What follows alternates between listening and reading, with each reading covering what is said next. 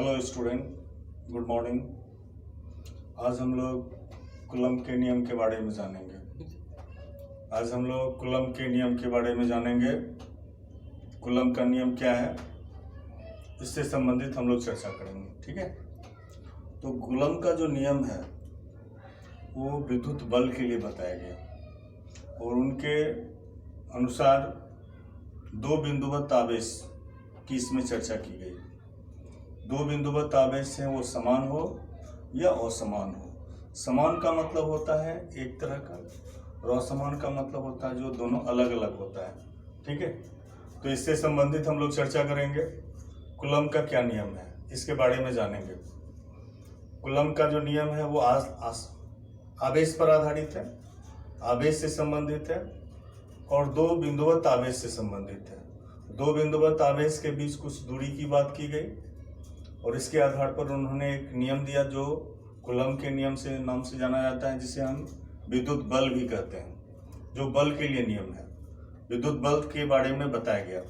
उन्होंने ये बताया कि दो बिंदुवत आवेश चाहे वो समान हो या असमान हो, यानी दो बिंदुवत समान या असमान आवेशों का जो परिमाण होता है, आवेशों के परिमाण का जो गुणनफल होता है वह विद्युत बल के समानुपाती होता है तथा उन दोनों आवेशों के बीच के दूरी के वर्ग का व्युत्क्रमानुपाती होता है और इसी को हम लोग कूलम का नियम के नाम से जानते हैं, जो विद्युत बल के लिए है। ठीक है, तो अब आगे हम बढ़ते हैं।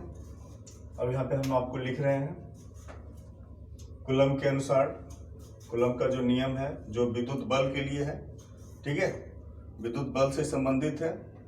तो दो बिंदुवत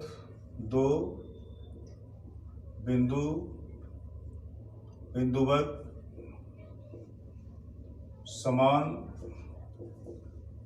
या असमान आवेशों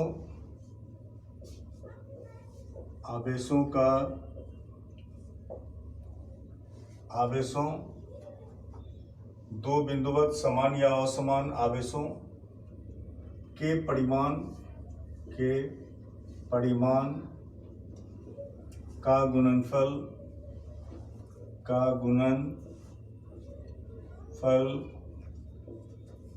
विद्युत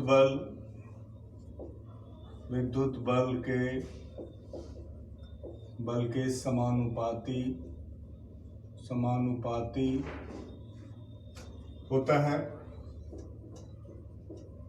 होता है तथा उन दोनों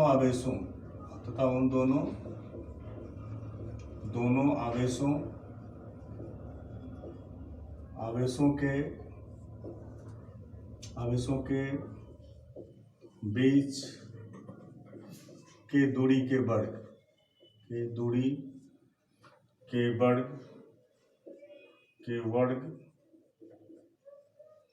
विद्युत बल के व्युत्क्रमानुपाती होता है,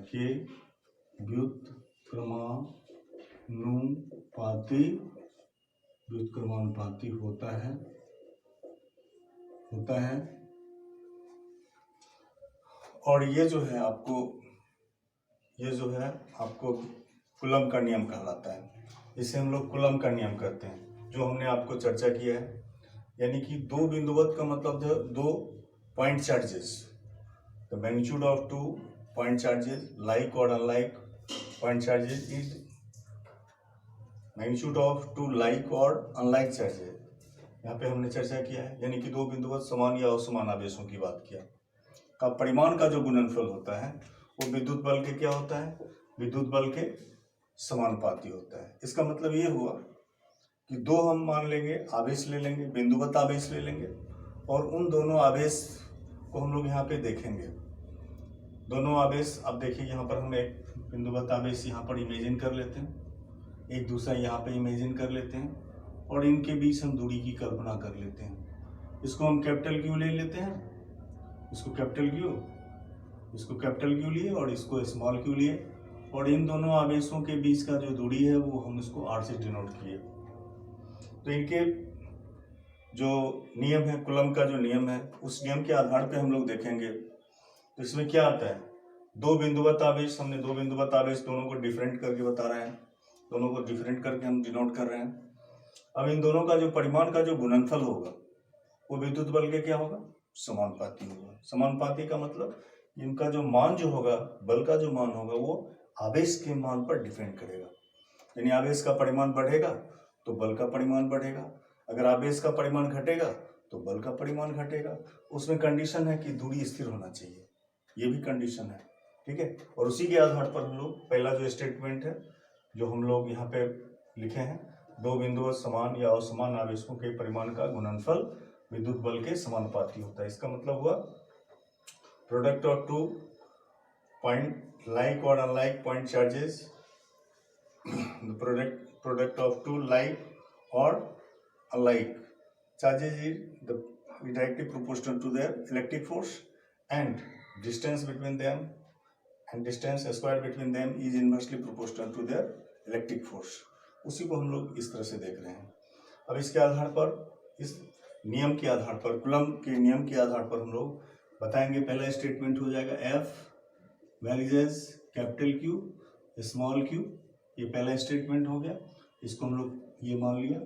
अब यहाँ पे इमेजिन किया, मान लिया है कि हमने Q है आवेश, दूसरा स्मॉल q आवेश है, और इन दोनों के आधार पर हम F varies capital Q small q लिखे। फिर जो है दूसरा स्टेटमेंट जो है, दूसरा जो कथन है F वेरिजेस 1/r², ये दूसरा हम स्टेटमेंट लिखे, और इन दोनों को फिर हम आगे बढ़ाएंगे। तो समीकरण एक, और अब इसको हम लोग मिटा रहे हैं, ठीक है, आप लोग भी नोट करते जाएंगे। तो इसके बाद जो हम लोग देखेंगे,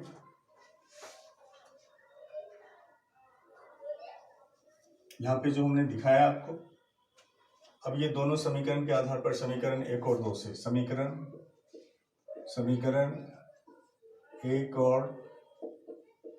और 2 से, दोनों समीकरण से हम लोग कंपेयर करते हैं, तुलना करते हैं, और जब तुलना करेंगे तो हमारे पास क्या आएगा, F varies capital Q small q/r², ठीक है।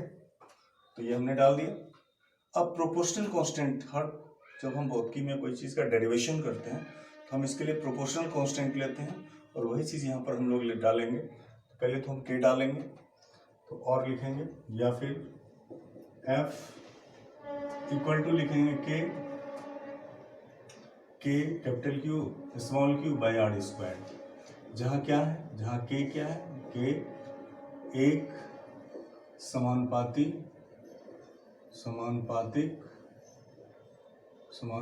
नियतांक है,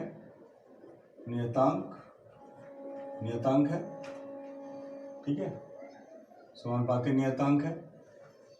और इस समानुपाती नियतांक का भी मान होता है, जो हम लोग आगे बढ़ा रहे हैं इसको, जहाँ k का मान होता है, जहाँ k का मान जो है, जहाँ k बराबर होता है आपको k इक्वल टू 1/4πε0, और इसका भी वैल्यू होता है तो 9, इसका हम लोग वैल्यू बताते हैं, equal to 9 × 10⁹ newton metre square पर कूलम स्क्वायर।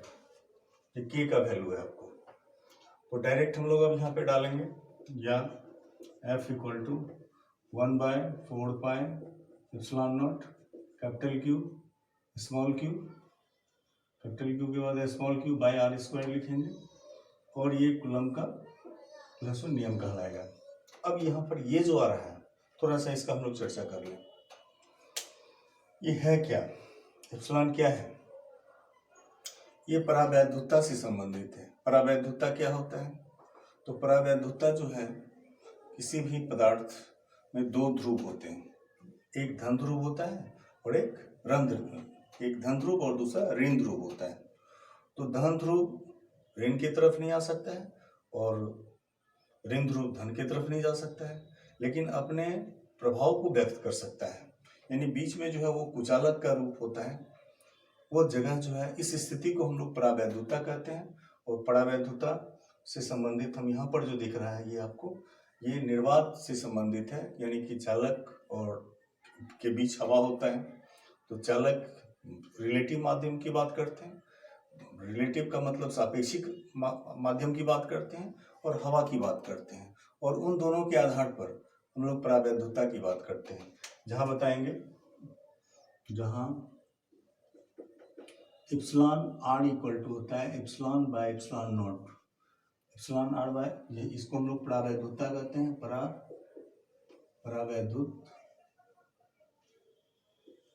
वैधुता कहते हैं। ये जो हो गया आपको निर्वात का प्रावैधुता, निर्वात का प्रावैधुता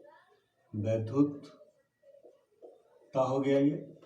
और ये जो है आपको ये कहलाता है आपेक्षिक प्रावैधुता, आपेक्षिक प्रावैधुता,